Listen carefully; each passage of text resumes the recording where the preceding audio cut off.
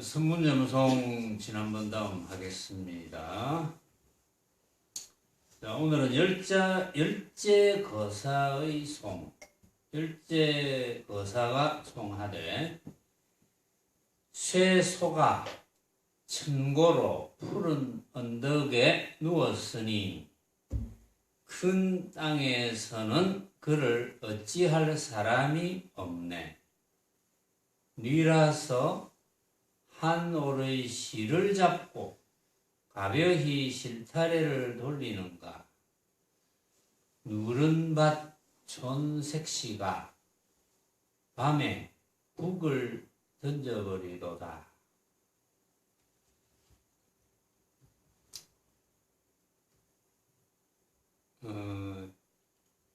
이 내용을 가지고 이야기를 하려면 일단 여러분들이 이제 막연하게 들을 게 아니고 항상 이 내용이 뭔지 하고 이제 한번 좀 생각을 해봐야 돼요. 열제거사가 송하되 쇠소가, 여기서 쇠소는 쇠로 만든 소, 한문으로는 철우가 쇠소입니다. 철우.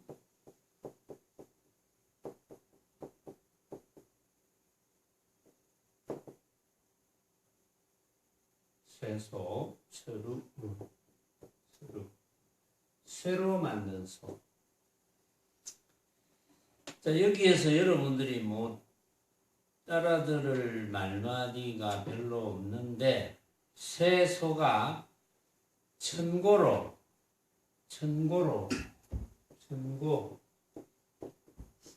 오랫동안 천고로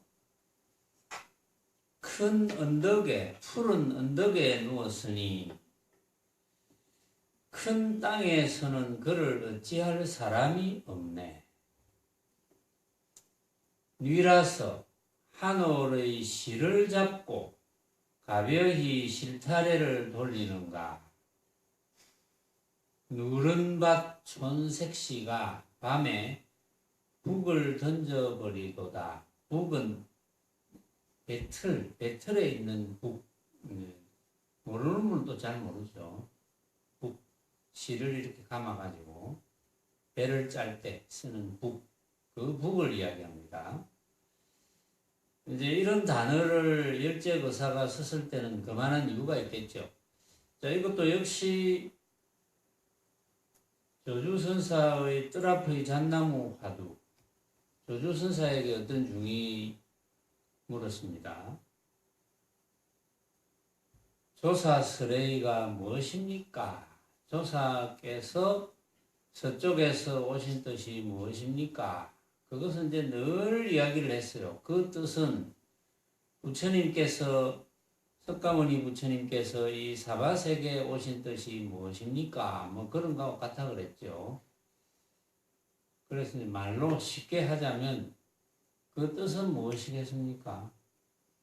너희들이 본래 해탈되어 있다. 그걸 가르치라. 본래 해탈되어 있다는 것을 모르니까 괴로워하는 것이다. 괴로움에서 벗어나지 못한다. 왜냐하면 해탈되어 있는 것을 모르니까 또 생각을 일으켜서 그 생각을 일으키는 것이 전부 망념이죠. 그 망념이 유식도리로 말하면 제8 아레아식에 저장이 되어서 그것이 무명업식이 되어서 그 무명업식이 나의 본래의 모습, 참 나를 가려버리니까 참 나가 판단을 잘못하게 되고 판단을 잘못하게 되는 것이 착각이죠. 참 나가 착각을 해서 이 육신을 버릴 때 착각 따라서, 그러니까 가짜를 진짜로 착각해서 어느 귀신을 따라가는지 모른다. 내가 생각으로 만든 귀신이죠. 그렇죠. 내가 생각으로 만든 모습, 내가 생각으로 만든 모습에 따라가서 육도의 은혜를 한다. 삼계에서, 육계, 색계, 무색계에서 지옥, 아기, 축생, 수라, 인간, 천상으로 윤회를 한다. 그러니까 삼계를 벗어나지 못하니까 삼계 속에서 산다는 자체는 괴로움을 벗어나지 못한다는 것입니다. 뭐 조그만 괴로움이든 큰 괴로움이든 어떻게 망념을 잘못 일으키면 이제 일반 사람들의 말로 표현을 하자면 누가 시킨 것도 아닌데 망념을 잘못 일으켜서 재수없게 뭐 지옥, 아기, 축생, 사막도에 떨어지면 그 고생은 이루 말할 수가 없죠. 그러니까 여러분들이 느끼겠죠. 그렇죠?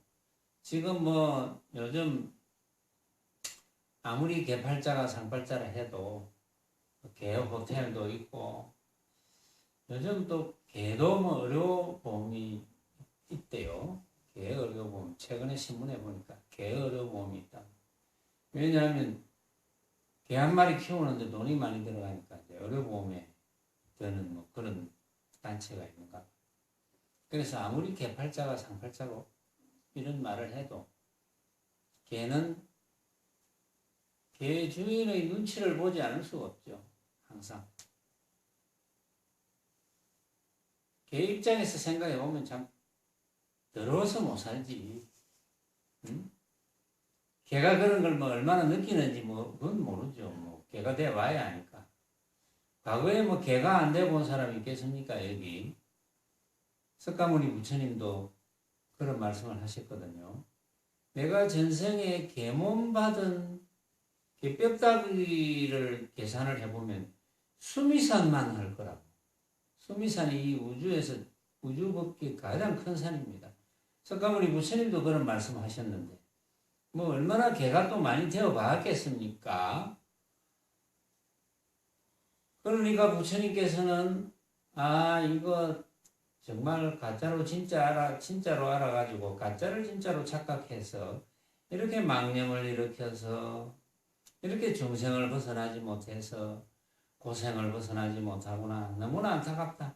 알고 보면 깨닫고 보면은 사실은 누구나 다 해탈되어 있는데 개도 물론 해탈되어 있는데 개가 해탈되어 있는 줄 어찌 알겠습니까? 여러분들도 알똥말똥 하는데 내 본문을 듣는 유튜브를 열심히 듣는 분들도 긴가민가 때로는 그런 것 같기도 하고 때로는 안 그런 것 같기도 하고 또 뭐 법문 하시는 분이 그렇다 하니까 부처님의 말씀을 빌어서 또 뭐 그렇다 하니까 그런 것 같기도 하고 안 그런 것 같기도 하고 하루에 12번도 더 헷갈리는데 걔가 뭘 알겠어요?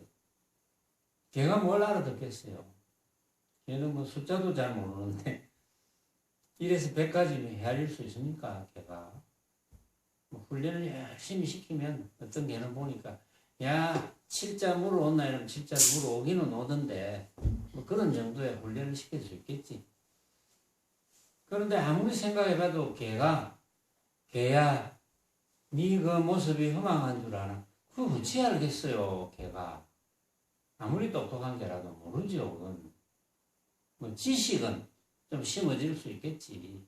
그래, 이거는 7자야, 이런 거는 7자라 해. 7 이렇게 막 수백 번 가르쳐가지고 7 물어와, 이러면 7 물어오고 이런 건 할 수 있겠지요. 근데 지혜는 저 사막도로 내려가면 지혜를 쓸 수가 없어요. 그래서 부처님께서는 세상성 도리를 이야기할 때는 사막도를 언급을 안 합니다. 삼선도에서도 수라 인간 천상에도 알아듣기 힘드는데 어떻게 알아듣겠느냐. 그런 뜻이 내포되었다고 보죠. 그러나 여러분들은 삼선도에서 인간의 몸을 받았거든요. 인간의 몸을 받았다는 것은 부처님의 말씀을 가장 잘 알아들을 수 있는 최적의 몸을 가졌다. 이렇게 보면 되는 거예요.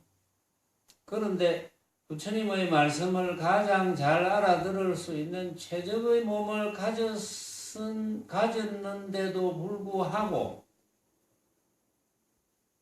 최적의 몸을 부처님의 말씀을 알아들으려고 안 하고 엉뚱한 데 쓰는 거예요. 엉뚱한 데 소비를 다 해버려. 그래서 부처님 말씀 못 알아들어요. 안타깝죠.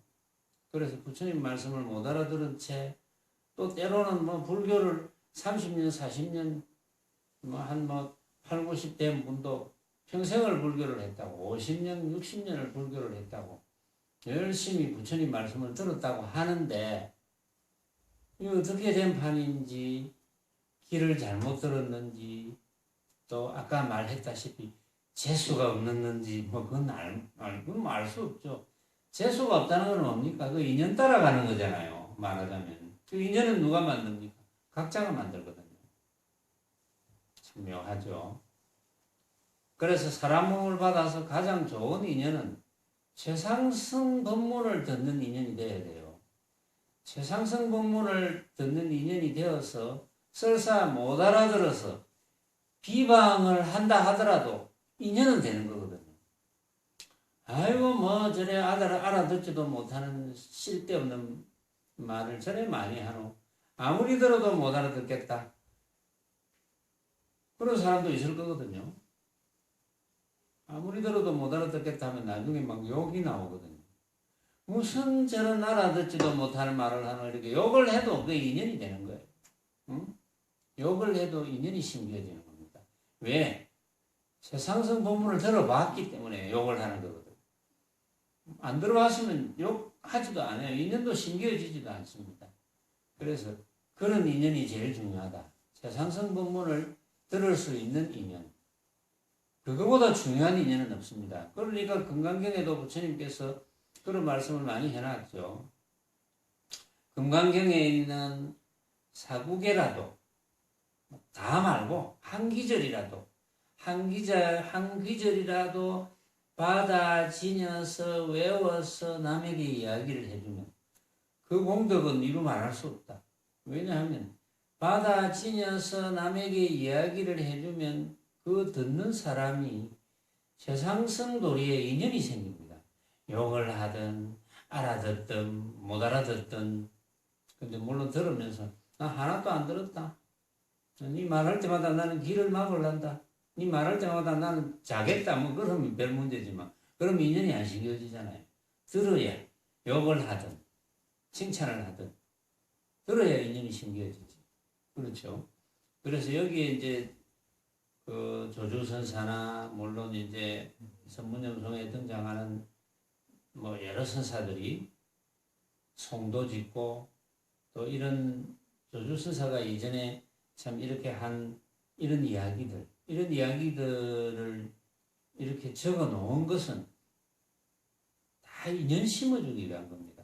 터득은 자기가 해야 되거든요.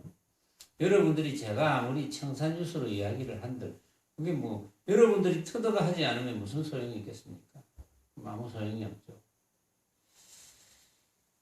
그래서 이제 떠라프이 잔나문이라 이렇게 조주선사가 조사설의가 무엇입니까? 부처님이 오신 뜻이 무엇입니까? 부처님이 이 사바세계에 오신 뜻은 바로 그겁니다. 첫째는 최상승 도리에 인연을 심어주어서 어쨌든 스스로 본래 해탈되어 있음을 깨달을 수 있도록. 그게 이제 조사설의거든요. 조사께서 달마대사께서 중국으로 오신 뜻도 그렇고 부처님께서 이 사바세계에 오신 뜻도 그렇고 어쨌든 목적은 본래 해탈되어 있다. 지금도 해탈되어 있는데 어두웠어. 어둡다는 것은 해탈된 것을 눈치 못 채면 어두운 거거든요. 어두웠어. 어리석어서 괴로워하면서 산다. 그게 얼마나 안타깝겠습니까? 아는 입장에서 생각해 보면 정말 안타깝죠. 조금만 머리를 돌리면, 생각을 돌리면 저렇게 괴롭지 않게 살 수 있는데, 우리가 이제 세간에서도 그렇잖아요. 요즘은 정신심리 상담 이런 걸 많이 하더라고요. 뭐 트라우마를 겪었다 이러면 정신심리 상담하는 의사에 찾아가잖아요. 찾아가서 내가 이것 때문에 괴로워하고 있는데 어쩌면 좋겠습니까? 그러면 뭐 생각을 바꿔봐라, 어찌 해봐라, 뭐 여러 가지 방편을 제시합니다. 그런데 그 방편은 전부 지역적인 방편, 일시적인 방편, 최상승의 방편이 아닙니다. 방편은 최고의 방편만이 방편이지 그 외에는 방편이 아니거든요. 그 외의 방편은 잠시 그 트라우마나 괴로움을 잠시 없애는 것, 없애는 방법을 가르쳐주는 것. 그걸로는 해결이 안 돼요. 그걸로는 인생 문제는 해결이 안 돼요. 최상승 도리가 아니면 그건 해결이 될 수가 없는 거예요. 그래서 이제 여기 이제 조주선사께서 그 방편을 제시하는 거거든요. 왜냐하면 얼마나 답답하면 조주선사에게 물었겠습니까? 조사스레이가 뭡니까? 이렇게 물었겠습니까? 조사가 오신 뜻이 뭡니까? 그러면 이제 조주선사가 뭐 저처럼 좀 귀찮지만은 장황하게 봐라 해탈 뭐 이렇게 해가지고 제가 지금 한 15분 이상 이야기를 했거든요. 20분가량. 조주선사가 찾아오는 사람이 한두 사람이 아닌데 어떻게 이렇게 이야기한다고 또 알아듣습니까? 못 알아듣잖아요. 그러니까 이제 방편을 부리는 거예요. 그래. 뜰 앞에 잣나무니라. 이런 방편을 부리는 거예요. 충격요법이에요. 말하자면. 뜰 앞에 잣나무니라. 그런데 이제 이 중이 법문을 이제 많이 듣고 경전도 많이 읽고 해놓으니까 당장에 이제 달라들죠. 화상께서는 경계로서 가르치지 마십시오. 이렇게 이야기하죠. 경계. 왜냐하면 그동안 법문을 듣고 경전을 읽고 한 결과 경계라는 이것은 우리가 경계를 없애야 되는데, 응? 경계를 만들면 안 되는데, 이런 고정관념이 있겠죠. 경계를 만들면 안 된다. 이를테면, 예를 들어서, 망념을 일으키면 안 된다. 이렇게 여러분도 알고 있잖아요. 망념이 일어나지 않게 해야 된다. 수행하는 사람은 오로지 망념이 일어나지 말아야 된다. 근데, 망념이 일어나지 말아야 된다는 게 틀린 말은 아닌데, 망념을 사용해야 된다는 부분은 어떻게 하냐 이거야. 망념을 써야 되는데 망념을 일으키지 않기만 하면 우리는 무슨 짓을 해서 먹고 살아야 됩니까? 다 죽어야 됩니까? 망념을 일으켜서 사용을 해야지. 그러나 망념인 줄 알면 된단 말이야. 그럼 망념이 아니거든. 이제 망념인 줄 모르니까 문제지. 그러니까 뜰 앞에 잣나무라는 뜰이라는 모습과 잣나무라는 모습은 경계기는 경계거든요. 경계기는 경계인데 이 경계를 가지고 방편을 제시를 해줘야 되거든요. 근데 경계를 보고 경계가 아님을 알면 나는 나에게는 경계가 아니다 이렇게 알면은 그건 경계가 아닌데 이제 이 스님은 그런 고정관념을 가지고 있습니다. 법문을 듣고 어쨌든 해가지고 왜 경계로서 가르치려 하십니까? 조주선사께서 당장에 이야기합니다. 나는 경계로 그대를 가르치려 하는 것이 아니니라. 그러니까 또 묻죠. 조사스레이가 뭡니까? 또 묻습니다.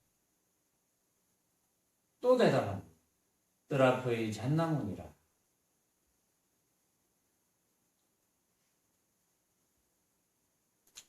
이 뜰 앞의 잣나무에 대해서 이제 제가 뜰 앞의 잣나무니라라는 이런 이제 화두거리를 제가 한 뭐 열 몇 번 소개를 했어요. 그동안. 또 적절한 해설도 했습니다. 그런데 터득은 여러분들의 몫입니다. 그건.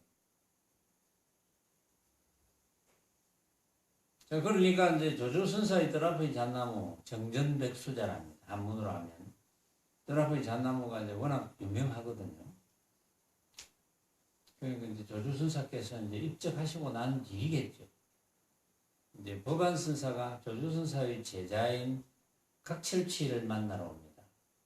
만나러 와가지고 조조선사에게 뜰 앞의 잣나무라는 화두가 있다는데 맞습니까? 이렇게 물어요. 그런데 각철치는 이외로 스승에게는 그런 화두가 없습니다.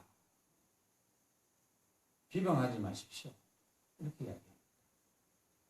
분명히 그렇게 듣고 왔는데 왜 없다고 하냐? 스승을 비방하지 마십시오. 없습니다. 단호하게 이야기하죠.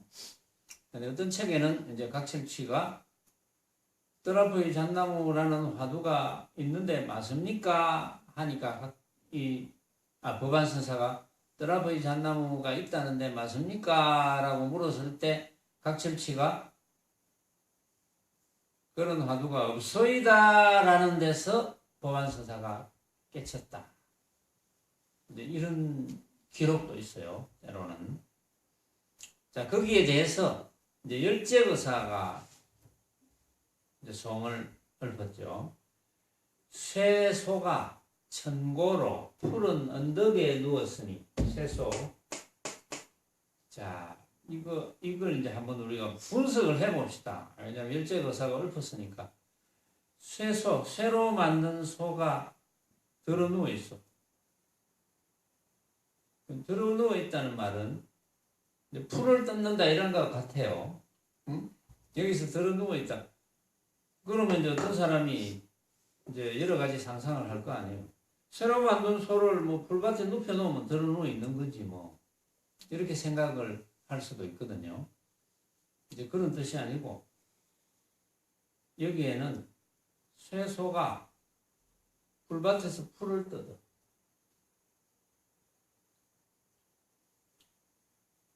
김남희 보살 그런 거 본 적 있어요? 새로 만든 소가 풀밭에서 풀 뜯는 거, 응? 그런 거 본 적 있어요? 없어요.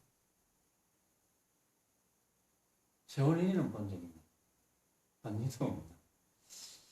아니, 아주 흔한 장면인데 못 봤어? 응?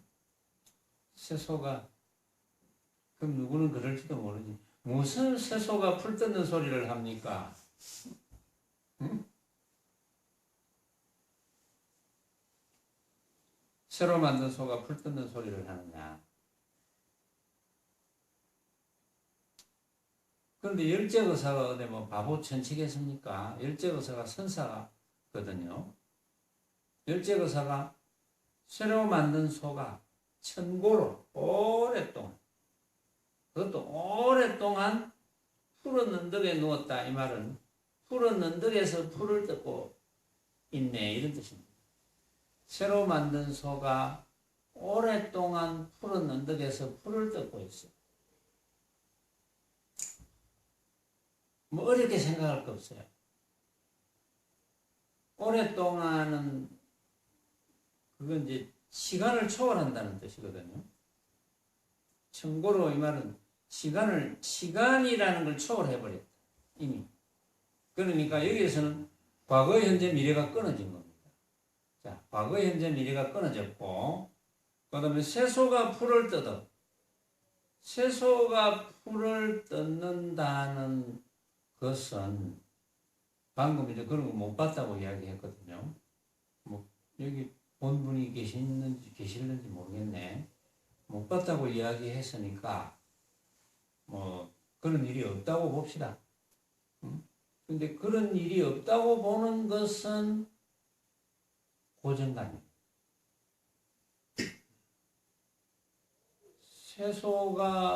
새로 만든 소가 푸른 풀밭에서 풀을 뜯는 걸 여러분들이 못 봤다고 이야기했는데,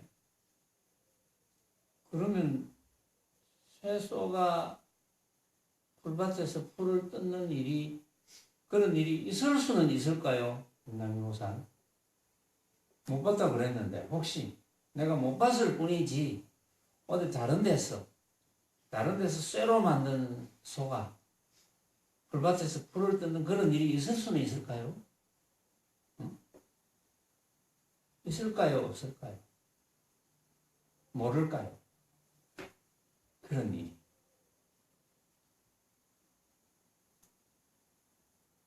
마음대로 이야기해도 돼요. 생각나는 대로. 뭐 따질 거 없어. 그런 일이 있을 수 있을까요?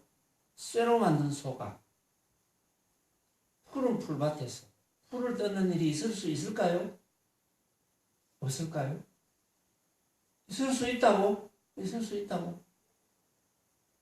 야, 있을 수 있다네. 수민이는 오늘 수민이는 안 왔구나. 세원이는, 응?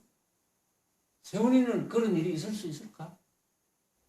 지금 김남희 보사는 있을 수 있다 했거든. 있을 수 있을까? 그런 일이? 야, 있을 수 있다네. 그럼 물어봐야지. 내가 어째서 있을 수 있다고 이야기했어요?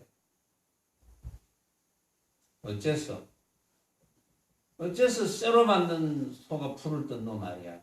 응? 정말 뭐 새소가 풀 뜯는 소리 하고 있네 정말. 응?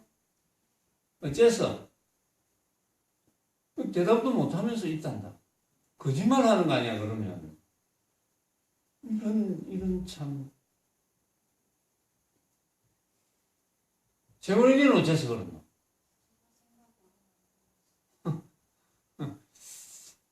생각으로 그렇게 생각한다. 그렇게 생각한다. 새소가 풀 뜯는 거 그런 일이 있을 수 있다. 생각하면 있을 수 있다.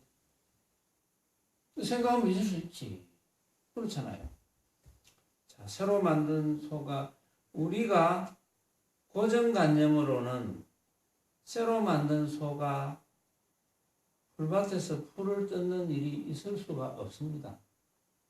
우리가 배워온 바 어릴 때부터 어릴 때 뭐 이제 유치원 안 다닌 세대도 있고 유치원 다닌 세대도 있습니다. 여기에도 유치원부터 시작해서 소가 풀 뜯는 그림을 많이 보여주잖아요.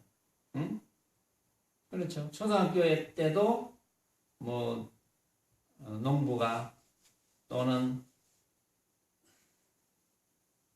나도 어릴 때는 이제 도시에서 태어났지만 시골에 가서 1년간 산 적도 있고 방학 때만 되면 시골에 가서 소먹이로 갑니다. 나는 직접 소를 몰고 실제로 풀을 먹여요. 풀 뜯으러. 나는 소가 풀 뜯는 거 많이 봤거든요. 여기 소가 풀 뜯는 거를 대부분 봤겠지요. 대부분. 뭐 직접 안 봤더라도 그림으로, 영화로, TV로 소가 풀 뜯는 거 다 봤겠죠. 근데 그 소가 여러분들이 여태까지 본 소가 풀을 뜯었는데 새소가 풀 뜯는 거는 못 봤을 거예요. 사실은. 나도 못 봤어요. 새소가 풀 뜯는 거 난 본 적이 없습니다. 한 번도. 그래서 고정이 됩니다. 아, 새소는 풀을 못 뜯구나. 이렇게 고정이 되는 거예요. 새로 만든 소가 어떻게 풀을 뜯어라는 고정관념을 가집니다. 근데 이제 이 우주 밖에 더 찾아보면 알 수가 없어요. 응? 쇠로 만든 소가 풀을 뜯을지 그건 단정을 못합니다. 근데 열째거사는 새로 만든 소가 풀을 뜯는다 했거든요. 이러니까 이제 이야기가 달라지는 거예요. 응? 이렇게 이야기한 선사가 있다는 게 문제거든요. 그러면 분명히 고정관념으로는 쇠로 만든 소는 불을 못 뜯는데 열째거사는 쇠로 만든 소가 그것도 변함없이 한 번도 변함없이 불을 뜯는다. 근데 요거는 이제 고정관념을 살짝 우리 경상도 말로 치면 고정관념을 살짝 뒤비는 소식, 뒤집는 소식, 고정관념을 살짝 뒤집는 소식. 천고라는 말을 썼거든요. 그러면 상징하는 바가 있습니다. 새로 만든 소가 변함없이 풀을 뜯는다. 실제로는 우주 밖에 찾아보면 실제로 뭐 새로 만든 소가 풀을 뜯는지 뭐 그건 모르겠지만 사실은 우리가 지금 살고 있는 사바 세계에서는 새로 만든 소가 풀 뜯는 일이 있을 수가 없습니다. 있을 수가 없는데 그러면 왜 새로 만든 소가 풀을 뜯는다는 이야기를 했을까요? 그 까닭이 있어요. 그 까닭을 알아야 돼. 이제 한마디로 말하면 그 까닭은 고정관념을 부수는 까닭이다. 고정되지 말자. 무엇에? 응? 명인 무엇에 고정되지 말자. 모습에 고정되지 말자.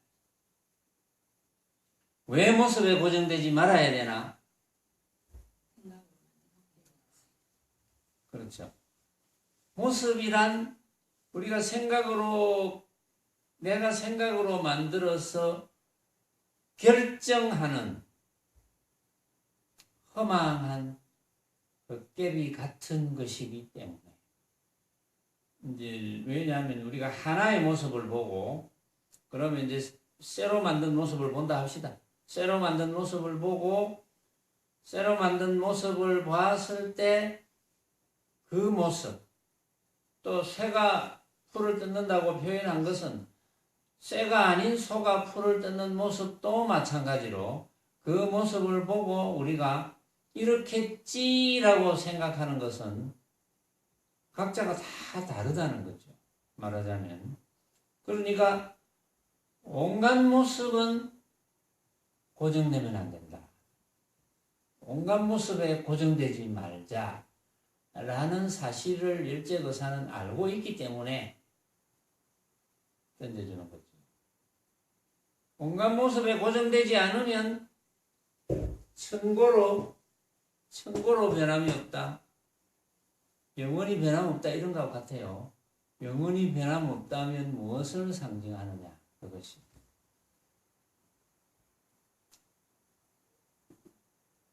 모습 아닌 것을 이야기하는 거예요. 여기서는 지금. 모습은 허망한 거니까 믿을 것이 못 되죠. 그래서 열제거사가 쇠소가 천고로 푸른 언덕에 누웠다. 푸른 언덕에서 풀을 뜯는다. 이것은 상징하는 바가 분명히 있다. 모습을 이야기하는 것은 아닌데 모습을 이야기하는 것은 아니지만 쇠소가 풀을 뜯는다는 말을 했기 때문에 없지 않다라는 것을 이야기합니다. 없지 않다. 그러니까 쇠소가 풀을 뜯는다. 그런 일은 없다. 그래서 아무것도 없다. 가 아닙니다.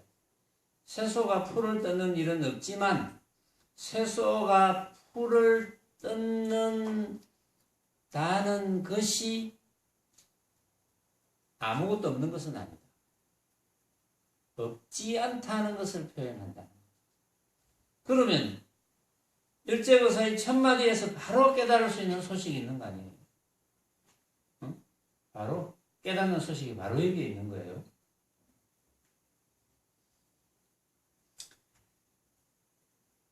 그러니까 쇠소가 천고로 푸른 언덕에 누웠다라는 것을 상징하는 인물은 누구겠습니까?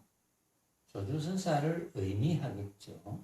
왜냐하면 열제거사가 여기서 송을 읊었다는 것은 조주선사가 어떤 중이 조사 서레이를 물었을 때 떠라보이 잣나무니라 한 것을 보고 그 다음에 왜 경계로서 가르치려 하십니까? 다시 물었을 때 뜰 앞의 잣나무니라 한 것을 보고 열째거사는 아하 역시 조주 고불이구나 하는 것을 알았다는 거죠. 그 조주 고불, 조주 옛 부처를 표현하는 뜻으로 쇠소가 천고로 풀은 덕에 누웠다라는 귀절을 쓴 겁니다. 열째거사. 알아듣겠습니까? 시험보살 알아듣겠어요? 네? 누웠으니 큰 땅에서는 그를 어찌할 사람이 없네. 큰 땅은 무슨 의미입니까? 큰 땅에서는 모습만이 전부인 땅, 큰 땅. 모습만이 전부인 땅에서는 그를 어찌할 사람이 없다. 왜 어찌할 사람이 없습니까? 큰 땅에서는 왜 그를 어찌할 사람이 없을까요? 어찌할 수가 없으니까. 왜? 걷어잡을 수 없습니까? 왜 걷어잡을 수 없습니까? 모습이 아닙니까? 왜 모습이 아닙니까? 본래 그러하니까. 왜냐하면 망념을 일으키지 않으면 부처잖아요. 열애는 몸 모습으로서 열애를 만날 수 있습니까? 어제 했죠. 건강경에서 신상 몸 모습으로서 열애를 만날 수 있습니까? 몸 모습으로 열애를 못 봅니다. 30 이상 80종으로서 열애를 만날 수 없어요. 그래서 큰 땅에서는 그를 어찌할 사람이 없네. 이렇게 이야기를 했고, 뉘라서 한올의 실을 잡고 가벼이 실타래를 돌리노. 누가 한올의 실을 잡고 가벼이 실타래를 돌리노? 이 말은 별다른 뜻은 아니지만 한올의 실을 잡고 실타래를 가벼이 돌린다는 말은 누가 아름마리로 지식으로 조주선사의 뜰 앞의 잣나무를 함부로 판단하는 지식을 가지고 조주선사가 뜰 앞의 잣나무라고 한 것은 조주선사 앞마당에 잣나무가 있었겠지 라고 판단한다든지 조주선사 앞마당에 정말 멋진 잣나무가 한 그루 있었겠지 또는 멋진 잣나무가 많이 있었겠지.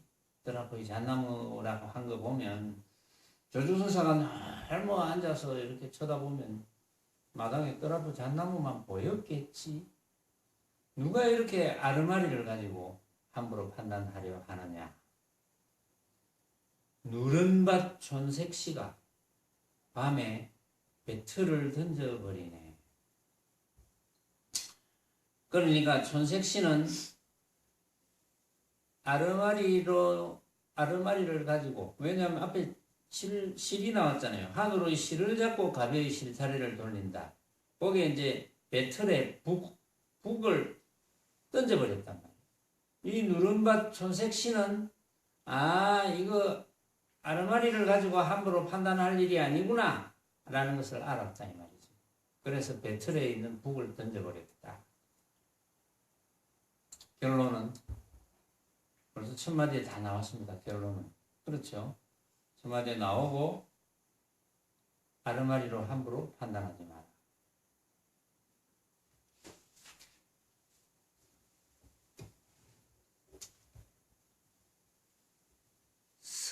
섭현성에게 어떤 중이 잣나무 말귀를 들거늘 이르되 내가 그대에게 말해 주기는 꺼리지 않지만 믿어지겠는가 하니 이르되 화상의 소중하신 말씀을 어찌 감히 믿지 않겠습니까 하였다.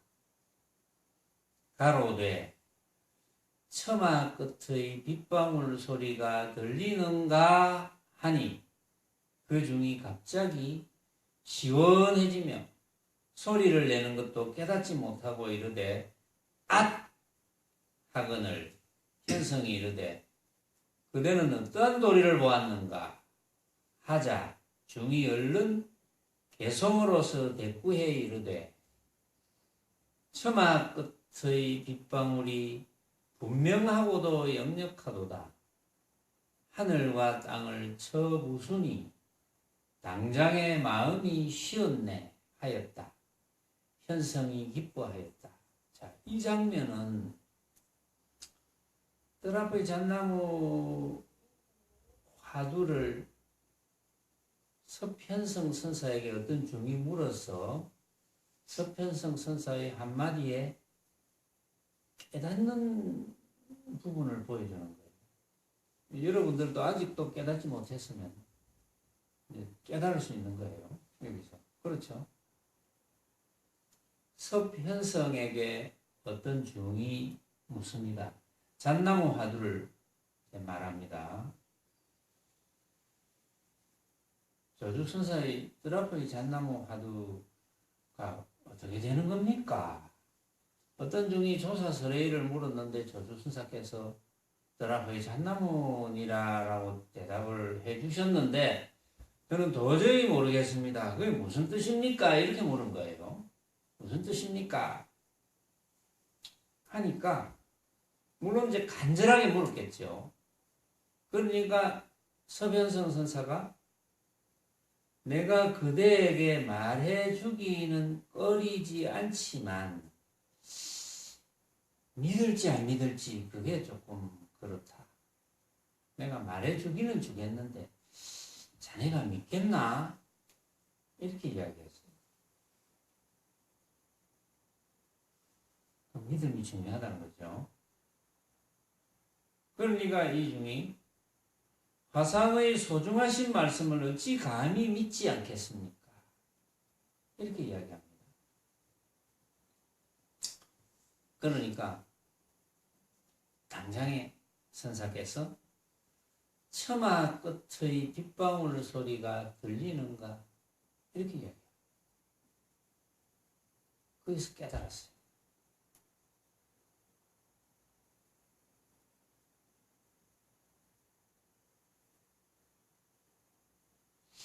여러분들은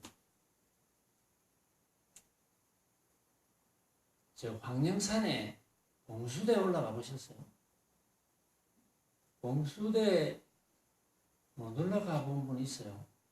혹시? 봉수대 본 적 있어요? 다 보셨어요? 봉수대? 혜인이는 봤나? 회원은 봤나? 봉수대 봤구나. 김남희 보세요. 봉수대 못 봤어. 아이고 이런 봉수대를 못 보네. 내일이라도 가서 한번 봐. 응? 봉수대를 못 봐. 시험고사는 봤어요? 봉수대? 봤구나. 도형은 봤어. 봤어. 그래 좀 이야기가 되네. 봤다니까. 나머지는 다 봤을 테니까. 그리고 오래된 우리 여기 선원에 오래된 도반들은 봉수대를 거의 다 봤어요. 왜냐하면 우리 그때 야외 뷔페를 갔거든요. 봉수대까지. 다 봤어요. 이 서변선 선사가 뜰 앞의 잣나무를 물었을 때 이렇게 대답했죠. 처마 끝의 빗방울 소리가 들리는가? 들립니까?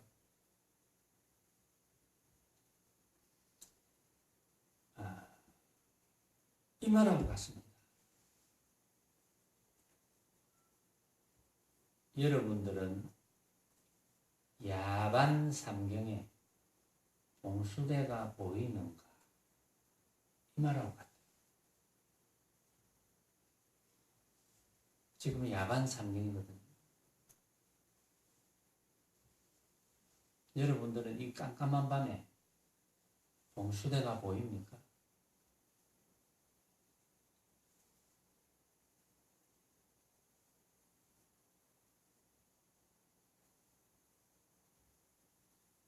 이 스님이 서편성 선사에게 물어서 어떻게 해서 깨달았는지 알겠죠?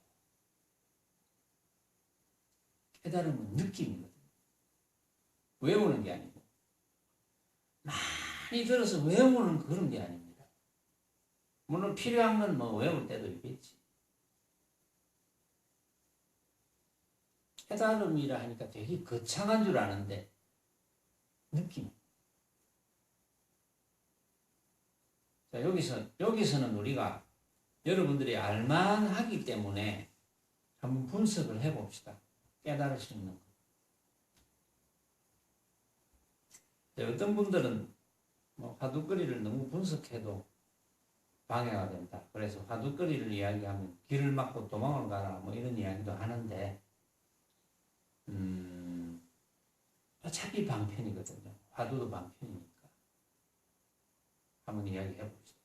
어째서 이 중이 깨닫게 되는지.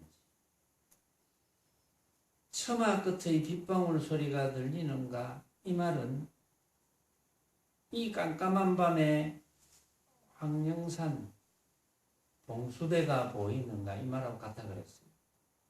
단지 들리나 보이나 뭐 이런 이제 내가 말을 만들면서 들리는가 했으니까 나는 보이는가로 하자 이렇게 바꿨어요. 여러분들이 이해하기 쉽게. 자 보세요. 이 선사가 처마 끝의 빗방울 소리가 들리는가? 서편성 선사를 만나러 간 중이 방으로 들어갔어요. 아마도 비가 왔겠죠. 비가 와서 이제 실제로 뭐 처마 끝에 빗방울이 떨어지고 있었겠죠. 그런데 방으로 들어갔어요. 방으로 들어갈 때 이중은 뭐 처마 끝에 빗방울 소리인지 뭔지 그런 거 생각할 겨를이 없잖아요. 어차피 잣나무만 물으러 갔어요. 방에서 처마 끝에 빗방울 소리가 무슨 관계가 있겠습니까? 그런데 이 선사가 내가 이야기는 해줄 건데 너가 믿지 않을까 그게 걱정이다. 어떻게 이 화상의 이 선사의 말씀을 제가 안 믿겠습니까? 그러니까 거기서 이미 망념이 간절한 심정에서 망념이 일어나지 않고 있는 거예요.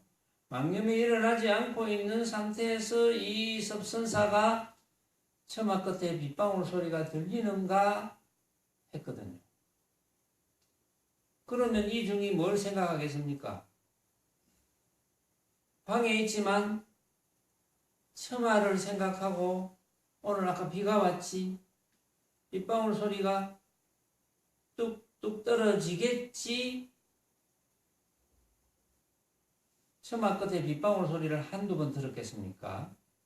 처마 끝에 빗방울 소리를 들었어요. 그때 깨달음을 얻습니다. 왜 깨달음을 얻었을까요? 여러분들이 지금 깜깜한 밤에 봉수대가 보일 리가 없죠. 그런데 볼 수가 있어요. 여러분들이 봉수대를 봤다면 볼 수가 있는 거예요. 한 생각이 일으키면 뭐죠? 그 봉수대를 누가 만듭니까? 처마 끝에 빗방울을 누가 만듭니까? 누가 만들까요?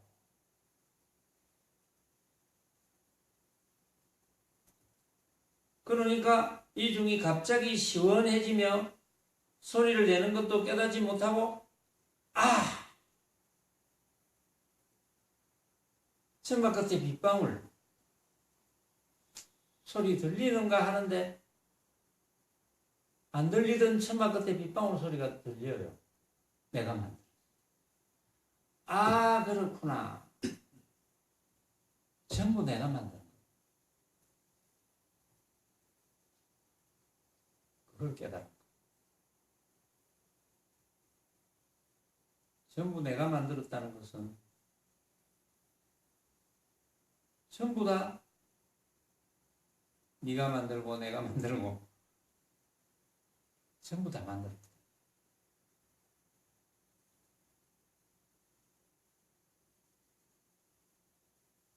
그러면 거기에 내포되어 있는 것은 내가 만들었고 너가 만들었고 니도 만들고 지도 만들고 그녀도 만들고 그이도 만들고 오만때만 사람들이 다 만들었으니까 그게 진짜는 아니겠구나. 그 동시에 깨닫는 거예요. 좀 일시에.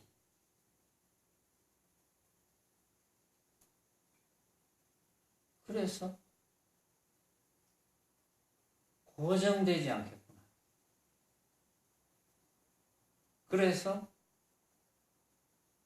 괴로움의 근원인 참진치, 즉 집착심이 일어나지 않겠구나.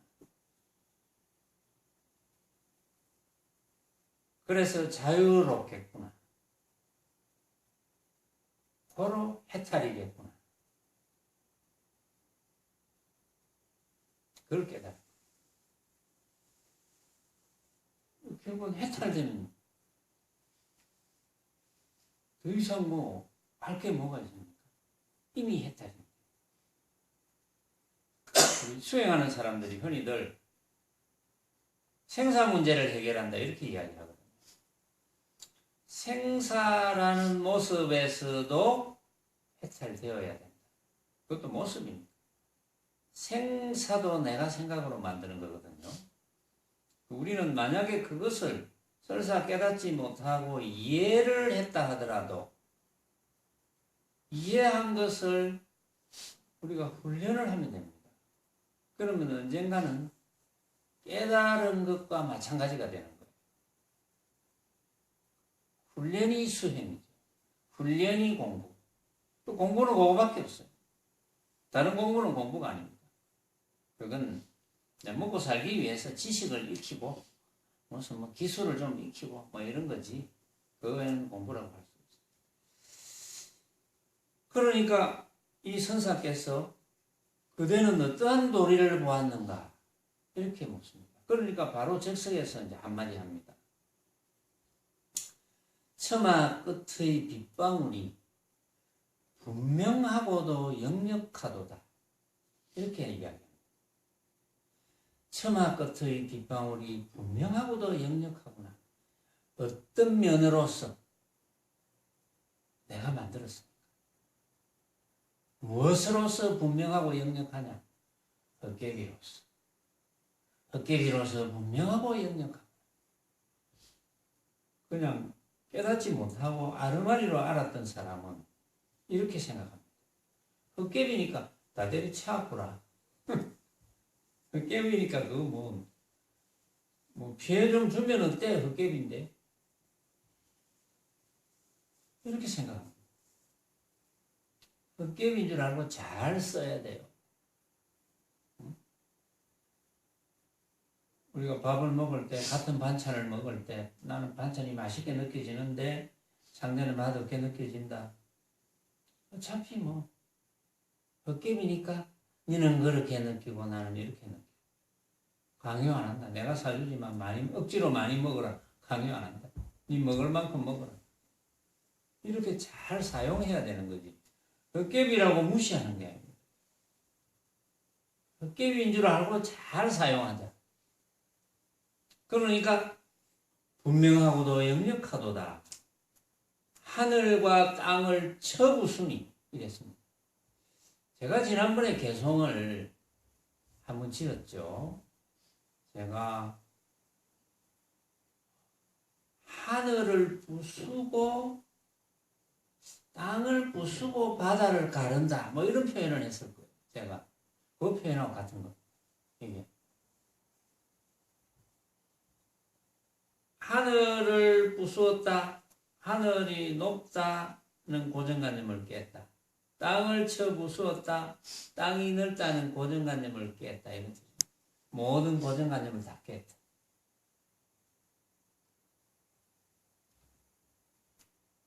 그러니 모든 고정관념이 깨니까